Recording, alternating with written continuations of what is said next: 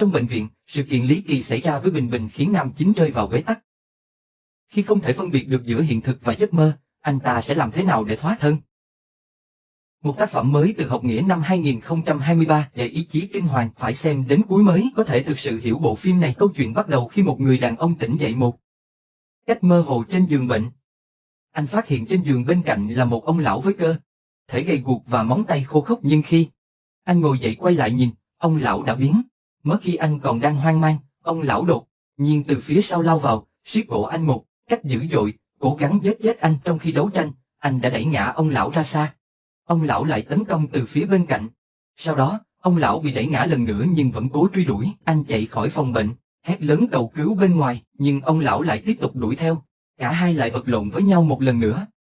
Anh tiếp tục đẩy ngã ông lão xuống đất, nhưng ông lão vẫn không buông tha.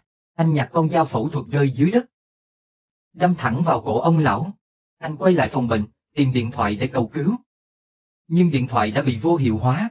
Khi anh ngẩng đầu nhìn, ông lão lại xuất hiện nằm trên giường như chưa có chuyện gì xảy ra. Anh lo lắng thay quần áo và rời khỏi phòng, bắt đầu tìm lối thoát. Ở một phía khác, một người phụ nữ cũng tỉnh dậy trên giường bệnh, nhưng tay trái bị ai đó ghi chặt, rồi đến tay phải, sau đó là hai chân. Người phụ nữ bị ba người giữ chặt không thể cử động. Một người trong số đó cầm dao phẫu thuật chuẩn bị rạch da. Đúng lúc này, người đàn ông nghe thấy tiếng kêu cứu và xông vào. Anh ra lệnh ba người thả cô gái. Nhưng một người trong nhóm đó đã đâm anh một nhát vào bụng. Nhận thấy họ không bình thường, anh đánh mạnh vào đầu một người. Hai người còn lại cầm dao lao vào anh. Người phụ nữ tranh thủ chạy ra ngoài. Anh lùi lại từ từ, cuối cùng khóa cửa phòng. May mắn là họ không tiếp tục truy đuổi. Cả hai ra ngoài và bắt đầu giới thiệu bản thân. Họ kể lại những gì đã xảy ra với mình. Người phụ nữ nhớ lại rằng cô đến đây để phẫu thuật nâng ngực, nhưng khi tỉnh dậy, đã bị ép nằm trên giường. Còn người đàn ông nhớ rằng anh gặp tai nạn giao thông, và khi tỉnh dậy, đã ở trong bệnh viện này. Cuối cùng, cả hai đến quầy tiếp tân, nhưng điện thoại ở đây cũng không hoạt động, hoặc vốn dĩ chưa từng hoạt động. Điện thoại vốn dĩ không dùng được. Điện thoại vốn dĩ không dùng được. Điện thoại vốn dĩ không dùng được. Điện thoại vốn dĩ không dùng được. Điện thoại vốn dĩ không dùng được. Điện thoại vốn dĩ không dùng được. Anh hãy cho tôi một chút thời gian. Sau đó tôi sẽ làm được nhiều hơn. Tôi sẽ làm được nhiều hơn nữa. Tôi sẽ làm được nhiều hơn nữa. Tôi sẽ làm được nhiều hơn nữa, còn nhiều hơn thế nữa. Đúng lúc này, Sam nghe thấy tiếng kêu cứu. Anh ấy liền chạy đến xem. Monica thấy vậy, cũng đành thay đồ và đi theo anh ấy.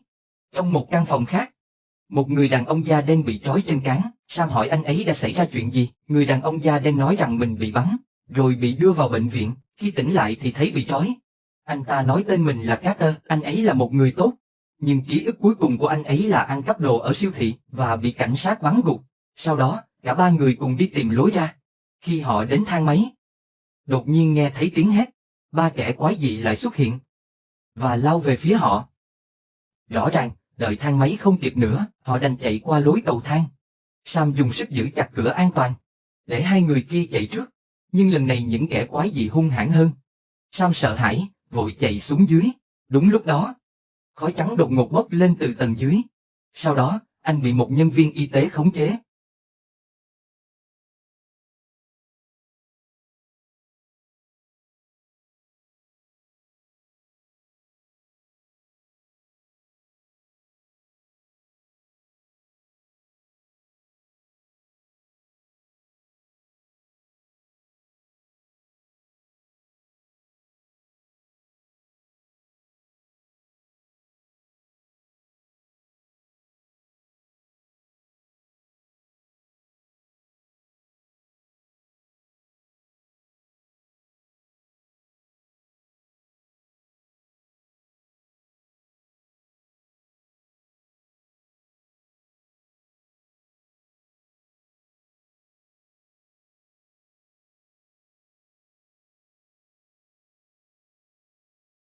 Ngay cả cửa sổ cũng bị bịt kín.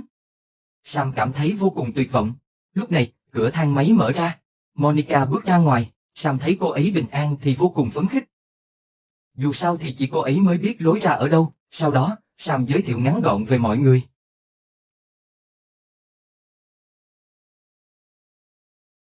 Đúng lúc đó, có tiếng súng vang lên. Một người đàn ông bắn liên tiếp vào kính, nhưng chỉ để lại vài vết nứt. Kính không bị vỡ hoàn toàn. Lúc này, người đàn ông da đen tên Carter quay lại.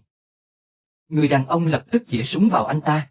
Hóa ra người đàn ông đó là cảnh sát. Trong ký ức cuối cùng của mình, ông nhớ rằng khi đi siêu thị mua đồ, đã xảy ra một vụ cướp.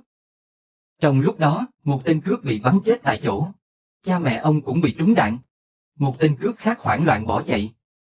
Và tên đó chính là Carter. Hai người lại xảy ra tranh cãi. Sam cố gắng can ngăn. Cảnh sát cho rằng bị mắc kẹt trong bệnh viện này là do lỗi của Carter. Carter cũng bắt đầu phản bác, nhưng liền bị bắn ngã xuống đất. Viên cảnh sát rõ ràng rất nóng nảy. Ông ta tiếp tục tra hỏi nữ bác sĩ làm thế nào cô ta vào được bệnh viện. Bác sĩ trả lời rằng đã vào qua bãi đổ xe rồi dẫn ông ta đến thang máy. Khi cửa thang máy vừa mở, viên cảnh sát bị một lực bí ẩn kéo xuống. Tất cả mọi người đều hoảng sợ. Monica dường như không chịu nổi áp lực, nữ bác sĩ nói.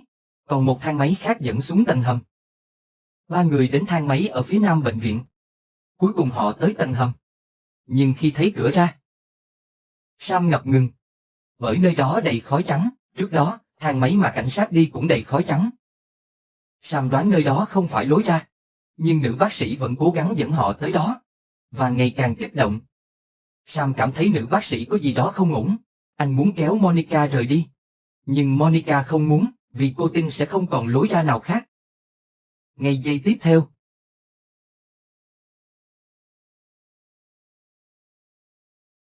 mắt của nữ bác sĩ đột nhiên thay đổi. Rõ ràng, mọi chuyện đều do cô ta dàn dựng. Sam muốn bước tới ngăn cản, nhưng bị một ông lão mặc áo bệnh nhân chặn lại. Ông lão từng nhắc nhở rằng, lối ra đúng phải ở trên lầu. Nhưng lúc đó Sam không hề tin. Bởi vì bình thường không ai nghĩ lối ra bệnh viện lại ở tầng hầm. Sam đẩy nữ bác sĩ ra, và đi theo ông lão vào thang máy. Lần này họ đi thẳng lên tầng cao nhất.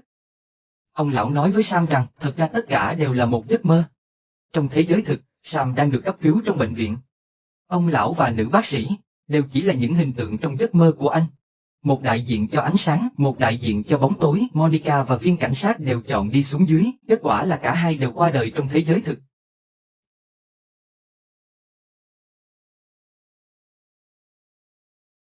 Cuối cùng, ông lão nhắc nhở Sam nếu muốn lên trên, phải đi lên. Lần này, Sam đã chọn đúng. Anh cuối cùng lên được mặt đất, cảm nhận ánh sáng mặt trời bên ngoài, rút điện thoại ra, và thấy tín hiệu đã khôi phục.